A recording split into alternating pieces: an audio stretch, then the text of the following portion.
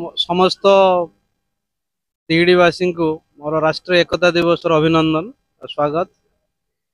आमे आज लौह मानव जन्मदिन को मन पकाउछंती। भारत स्वाधीन हैला परे जो टुकड़ा टुकड़ा है कि भाग है कि रहीतिला तांकर अद्यम साहस और प्रचेष्टा बल रे बिना अस्त्र रे भारत को एकाठी करि पारथिले। आज से समय पहुंची जो समय रे आमे पुणी थरे तांको मने पकेबा। हमर जो युवा पीढ़ी अछंदी समानक मध्य रे गोटे उत्साहना बा उद्दीपना जागृत करवा जे भारत एकाठी हेले कौन करिपारिबो।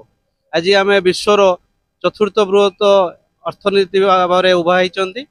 आग को आम सबुठारु बृहत्तम अर्थनीति हाँपाई जाऊँच। आमर जो ग्रोथ रेट अच्छी पृथ्वीर सबुठारु अधिक अच्छी। आम गोटे डेभलप नेशन हाँपाई विकसित भारत हाँपाई जो स्वप्न देखी युवपीढ़ी माने निश्चित भाव में साकार करेंगे। आउ ताहा एई एकता दिवस रो ही वार्ता जीव जे आम एकता रहिले ही पृथ्वीर सबु शक्ति को पराजित करि पारे। मु सर्वप्रथमे आपण मानक समस्त को राष्ट्रीय एकता दिवस शुभेच्छा कामना करुछि। जेमती आपण मैंने जानी एकता ही बल। तो आमर लौह मानव सरदार वल्लभ भाई पटेल सी तांकर जो अदम्य चेष्टा बल रे आमर परवर्ती स्वाधीनता परवर्ती समय से समस्त आमर भारत वर्ष को एकजुट करते जोड़ा कि सब अलग अलग टुकड़ा टुकड़ा होता।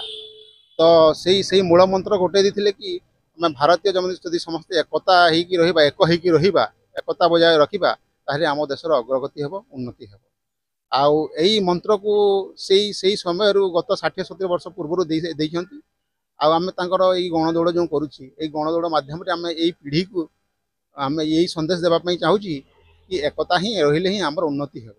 जहाँफल से आम वर्तमान पीढ़ी भी से इंस्पायर हे आउ से स्पिरिटा को बजाय रखे। आज राष्ट्रीय एकता दिवस रे समस्त को अभिनंदन स्वागत। लौह मानव सरदार वल्लभ भाई पटेल स्मृति चारण उद्देश्य रे आज ओडिशा नुह भारत वर्ष रे पालन करा जाउची। तांकर जो अदम्य चेष्टा एवं साहसर दक्षता बल रे से जो अखंड भारत को एकाठी करिया स्वप्न देखिथिले सेतिरे मध्य से सक्सेस होते। तेणु तांकर स्मृति चारण पाई एवं तांकर प्रचेष्टा को बजाय रखा पाई जाति धर्म वर्ण दल निर्विशेष रे आमे एकाठी एवं देशर उन्नति पाई केमिति एकाठी हुई विकसित भारतर जो स्वप्न थिला तांकर साकार करिया पाई आमे तांकर स्मृति चारण पाई आमे आज एकाठी हेतिलु एवं सेति पाई छोट गणदौड़र व्यवस्था करा जायतिला।